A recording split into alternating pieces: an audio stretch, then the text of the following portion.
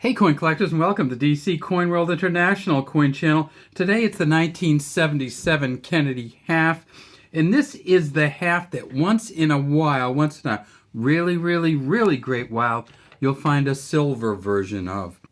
And here's a picture of that half from the Heritage Auctions website, and you can see it right up there. It's a 1977 D Kennedy half struck on 40% silver planchet.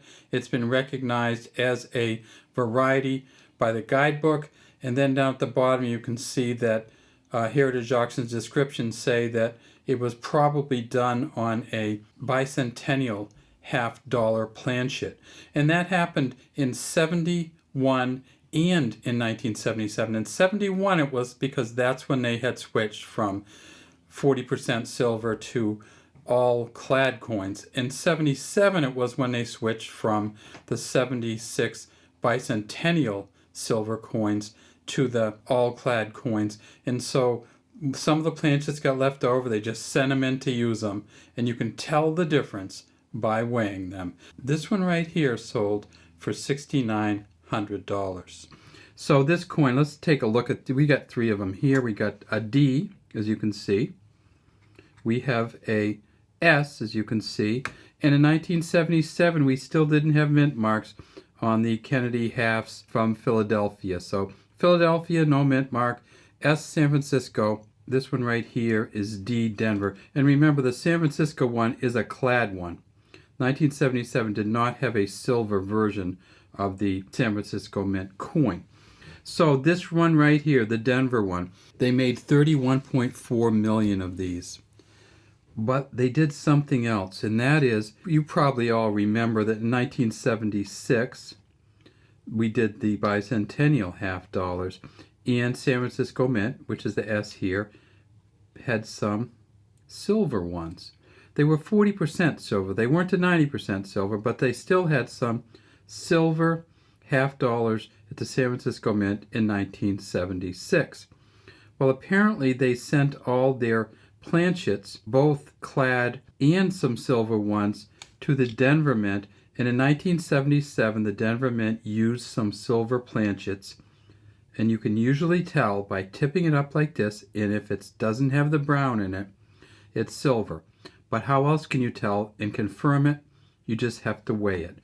A copper nickel clad copper Kennedy coin from any of the mints weighs about 11.2 grams, maybe as much as 11.3. So you can just put this on a scale and you'll see that it's between 11.2 and 11.3. A lot of times 11.26 is one that's really close. If you get a silver one, like the one we had in the casing here, these silver ones weigh about 11.5 to 11.6. So it's about 0.3 grams different, and that's significant for coins. So if you do get a 1977 and you do get one that doesn't look like it has the copper end on it from the Denver Mint, and they found 12 of them so far, so they're out there, at least 12 of them so far that have been actually graded. PCGS doesn't grade them, but Anax does. So you can look for those. If you find one of these, it's probably worth $3,000 to $5,000 if it's a 40% silver. All right, let's take a look at it. It's the D mint mark. They use the same size mint mark on the Kennedy half that they use on the dime. So it looks tiny on a Kennedy half. They also use that mint mark on a bigger coin in 1977 because, of course, in 1977 we still had the Denver Mint Eisenhower dollar. So the Eisenhower dollar, and that was a clad dollar too, of course.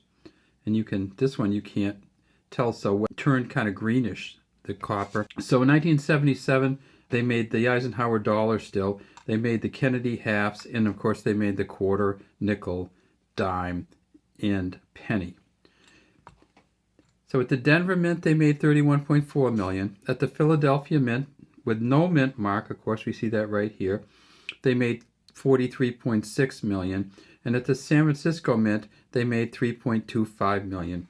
You're saying, this is a really beautiful coin. Why are you touching it? Well, the San Francisco Mint coins were so good that year that they've already found 1,100 proof 70 decams. They're worth about $80 each. So this one's a little bit less than that, maybe worth $3 to $5, maybe not even much more than that, simply because they did such a good job. But look at the back of it. United States of America here, $half here. There's an FG down there for Frank Gasparo right under the Eagles left wing. The eagle is holding arrows and on this side and on our right, and olive branch on our left, holding a ribbon in its beak, which says E pluribus unum. We have 9 stars up here, 4 down here for our 13, and then 50 around the outside. So the original 13 states, or colonies, which became states, and then the 50 United States around the outside. And again, you tip this one up, it's a copper nickel clad copper. If you're going to try to get these coins here in a regular mint state, there's one mint state Denver coin so far that they've found. And let's take a look at that again. One mint state Denver so far that they've found that's in mint state 68, and that's worth about $5,000. There are 2 mint state 67 pluses, that's the highest they've ever graded a PCGS, that are worth about $1,275. So there are some really valuable coins out there. And as I said, there's 12 or more 40% silver. So tip them up. If it looks silver, weigh them. If it weighs 11.5 grams or over, take it to a coin dealer and find a way to get that certified, because it's worth thousands of dollars to you. All right, well, that's all we have today from the DC Coin World International Coin Channel. We'd love to have you subscribe to our channel and leave any comments you have in the comments section.